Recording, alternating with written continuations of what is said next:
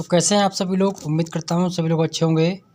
आज की वीडियो में जैसा कि आपको स्क्रीन पर शो हो रहा होगा, MA first year semester first subject आपका इंग्लिश लिटरेचर है, जिसके अंतर्गत हम कंप्लीट करेंगे आज की वीडियो में जियोफ्री चौसर्स बायोग्राफी। इन्हीं जियोफ्री चौसर की बायोग्राफी देखेंगे, एज ए कंट्रीब्यूशन देखेंगे। तो वीडियो काफ़ी इम्पोर्टेंट रहेगा और इस वीडियो को अपने 5 दोस्तों तक आप लोगों को ज़रूर भेजना है, जो भी MA first year English literatures आप हैं लिए हुए और आप किसी भी यूनिवर्सिटी से बिलोंग करते हो। ये वीडियो आपके लिए इम्पोर्टेंट रहेगा, क्योंकि जियोफ्री चौसर को लिटरेचर का फादर बोला जाता है, God father of literature Geoffrey चौसर। तो इसमें हम क्या क्या स्टडी करने वाले हैं। सबसे पहले आपका यहाँ पर है contribution, critical analysis of the Canterbury tales. तो 2 टॉपिक यहाँ पर हैं, contribution of Geoffrey Chaucer and critical analysis of Canterbury tales. तो दोनों टॉपिक यहाँ पर हैं। फिलहाल में हम फर्स्ट को कंप्लीट करेंगे, contribution of Geoffrey Chaucer for literature. तो इसके अंतर्गत जो हमें स्टडी करना है, Geoffrey Chaucer is widely considered the father of English literature.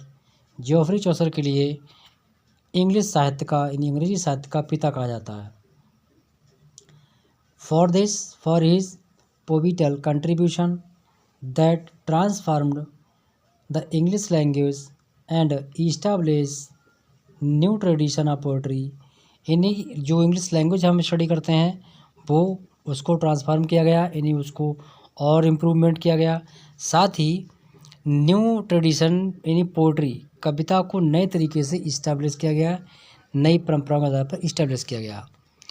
तो इस चैनल पर आप लोगों के लिए ऑल टाइप क्लास आपके जो भी हैं, क्लास 9 से लेकर एमए तक की इंग्लिश के कोर्स कराए जा रहे हैं। तो अधिक से अधिक लोगों को जोड़िएगा, शेयर कीजिएगा। 9 से लेकर आपको एमए तक का इंग्लिश का कोर्स मिलेगा इस चैनल पर। तो ये इन्फॉर्मेशन थी, चलिए आगे देख लेते हैं। हिज मेजर वर्क को स्टडी करेंगे। The Canterbury tales is a masterpiece and solidified his legacy. तो यहाँ पर जो है कंट्रेवरी टेल्स जो है वो मास्टर पीस है, सबसे मोस्ट इम्पॉर्टेंट क्रिटिकल है, मतलब क्रिएशन है, पोएम है जियोफ्री चौसर की, पेपर फर्स्ट में इंग्लिश लिटरेचर, जिसका नाम है 14th to 17th सेंचुरी। ठीक है, किसी किसी यूनिवर्सिटी में वो 30 to 17th सेंचुरी भी पूछते होंगे, mostly 14th to 17th century पूछते हैं। ठीक है, तो किसी तरीके से अगर आपसे क्वेश्चन आ रहा है तो ये वीडियो आपको 100% देखना है, फुल वीडियो वॉच करना है और अपने दोस्तों में जरूर शेयर करना है। तो चलिए चलते हैं आगे, बाकी ये बाद में देखेंगे कंट्रीब्यूशन।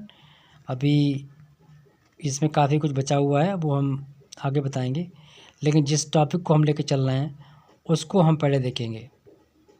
ठीक है, तो चलिए पहुँचते हैं फटाफट आपके टॉपिक पर बगैर देर किए हुए।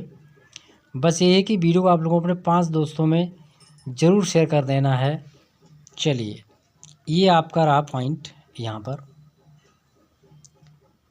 देखिए, absolutely Geoffrey Chaucer is a foundational figure in English literature, often called father of English literature और फादर ऑफ इंग्लिश पोइट्री। तो यहाँ पर ये चीज़ और आपकी क्लियर हो जाती है कि जियोफ्री चौसर को ही इंग्लिश का पिता कहा जाता है, साथ ही father of English poetry, English कविता के पिता भी कहा जाते हैं। तो जियोफ्री चौसर रिलेटेड काफ़ी वीडियो अपलोडेड है, वीडियो अपने दोस्तों में शेयर कीजिएगा। बाकी बहुत सारी चीज़ आपको मिलेंगी यहाँ पर। एमए का कोर्स काफ़ी कुछ कराया जा चुका है। जिस किसी को भी एडवांस कोर्स चाहिए, किसी भी क्लास का चाहिए हो, चाहे 9 से लेकर एमए तक का, तो वो हमारे प्ले स्टोर पर अवेलेबल है। एप्लीकेशन है हेमंत सिंह लेक्चर्स, इसे डाउनलोड कीजिएगा फ्री में। तो लिखा है Geoffrey Chaucer the father of English literature. Detail information क्या है इनकी, बॉर्न 13 to 43 लंदन इंग्लैंड।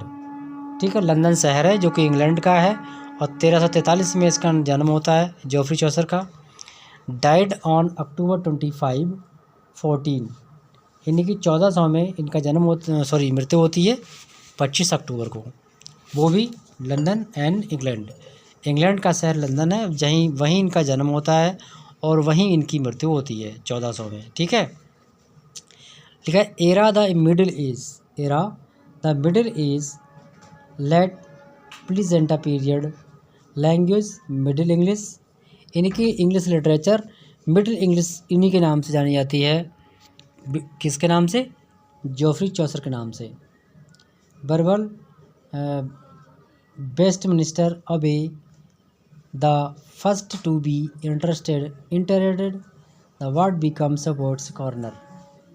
ठीक है, तो ये जो है अब इनके बारे में हम डिटेल करेंगे स्टडी। ये तो हल्का सा टॉपिक मतलब इनका इन्फॉर्मेशन थी, तो चलिए देख लेते हैं।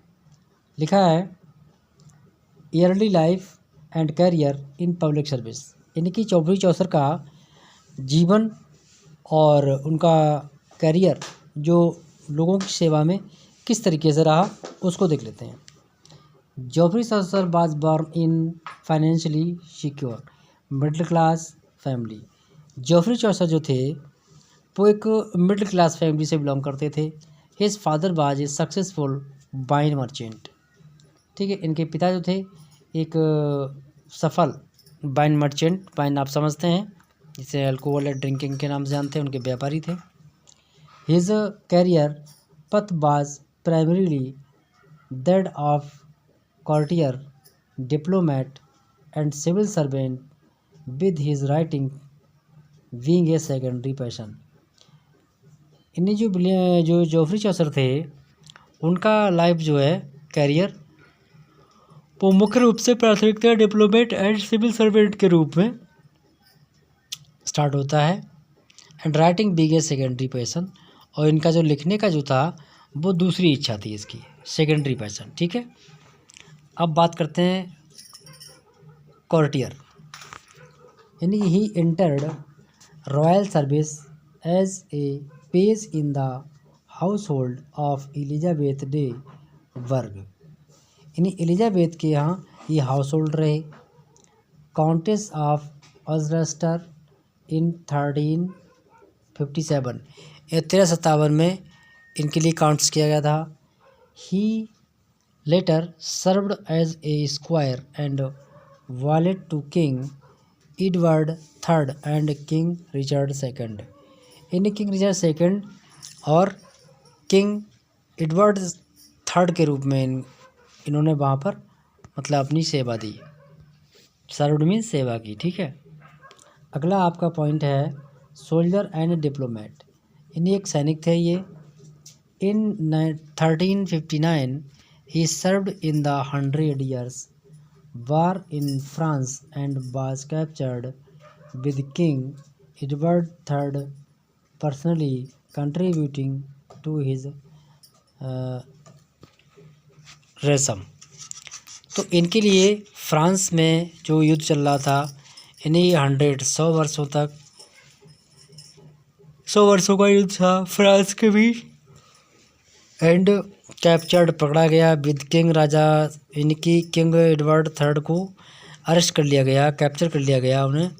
Personally contribution to Rome, his career required extensive travel including diplomatic missions for France, Spain and notably Italy, Geneva and Florence.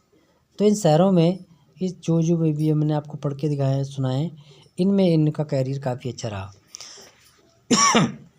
Where he exposed the work of great writers like Dante, Petrarch and बेंकासियो। तो इनके राइटरों के ये महान लेखक थे उस समय के, उनके साथ इन्होंने काफ़ी कुछ अपना मेल किया। तो अब देख लेते हैं सिविल सर्वेंट किस तरीके से। He held important administration post, मतलब उन्होंने बहुत अच्छी सरकारी प्रशासनिक सेवाओं पर भी काम दिया, पदों पर भी रहे।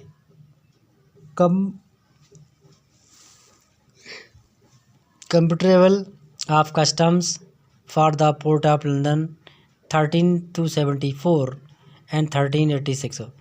यानी जो लंदन का जो पोर्ट था वहाँ पर भी इन्होंने काफ़ी कुछ किया 1374 से लेके 1386 तक।